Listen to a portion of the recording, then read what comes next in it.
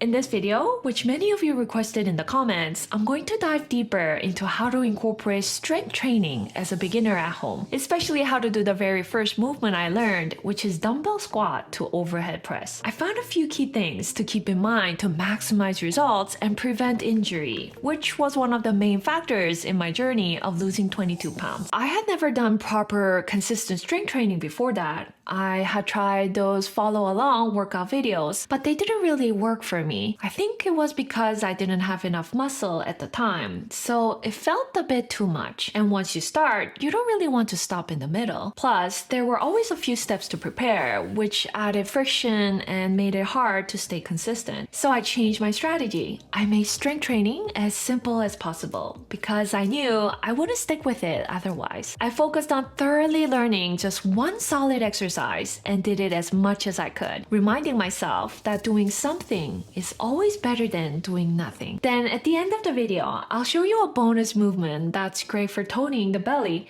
and you can even do it while watching TV. It's the one I always use to wrap up my strength training routine.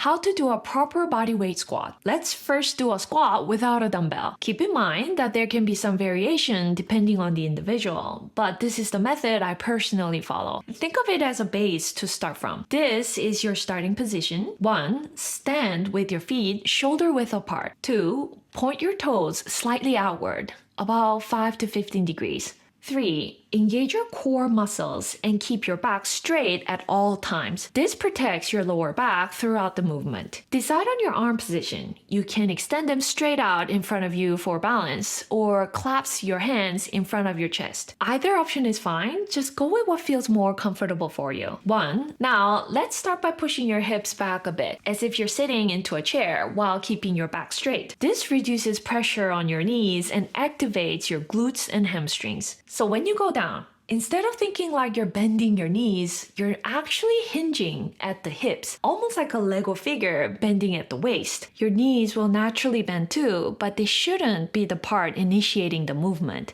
2. Lower your body until your thighs are parallel to the ground, or as low as your mobility allows. That's up to you. Keep your chest lifted and your back flat. Your spine should remain neutral, not arched or rounded. Make sure your knees don't collapse inward.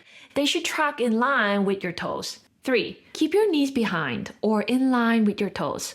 This was a breakthrough moment for me, a golden tip. My knees used to feel strained during squats, but once I focused on keeping them aligned or slightly behind my toes, it felt completely fine, and the movement became fun. It's okay if your knees go slightly past your toes, depending on your body mechanics, but avoid excessive forward movement. It can strain your knees. But the point is, your glutes, hamstrings, and core should support the movement and carry the weight, not your knees. Also, be careful of the butt wink at the bottom of your squat. This happens when your pelvis tucks under at the lowest points, causing your lower back to round. That misalignment can lead to lower back strain. To prevent this, keep your core engaged throughout the whole movement and pay close attention to maintaining a neutral spine, intentionally keeping your back angle steady as you descend. Coming back up, press through your heels to return to the starting position. Your balance should be mostly centered in your heels, which is why keeping your arms in front can help. Just be careful not to lean too far back or you might lose your balance. 2. Focus on engaging your glutes and hamstrings as you rise. This ensures you're using the right muscles and not relying too much on your knees or lower back. 3. Squeeze your glutes at the top without overarching your back. This completes the movement and reinforces proper muscle engagement. I understand it might sound a bit too complicated because I explained it in great detail.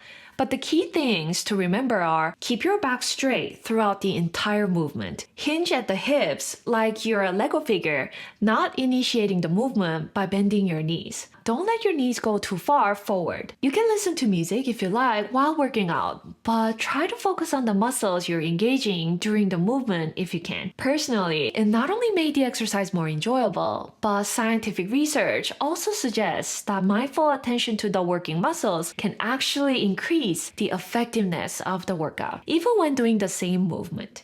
When my husband first introduced me to squats, they looked intimidating and boring. But with his coaching, some helpful videos from squat experts, and a few breakthrough moments of realization, it started to feel like I was unlocking the body mechanics behind the movement. It even became fun and enjoyable, and most importantly, something I could stick with consistently. Dumbbell squat to overhead press, the full movement with a dumbbell. Now, you can try it while holding a dumbbell vertically in front of your chest if you have one at home. You'll likely find it easier to maintain proper form with the added weight, as it helps keep your balance centered in your heels. As you complete the squat, press the dumbbell overhead. Be sure to engage your core to avoid arching your lower back. Feel the resistance, like an elevator rising. Don't rush it. Move slowly and with control to engage as many muscles as possible. Inhale as you lower into the squat and exhale as you press up. And keep the pace steady on the way down too. The controlled downward eccentric movement has its own powerful benefits. I now do 12 reps like this, rest for about 15 to 20 seconds, and then do another set of 12 reps. I do a total of 4 sets. But in the beginning, I couldn't do much since I didn't have much muscle. It certainly gets easier and more fun over time.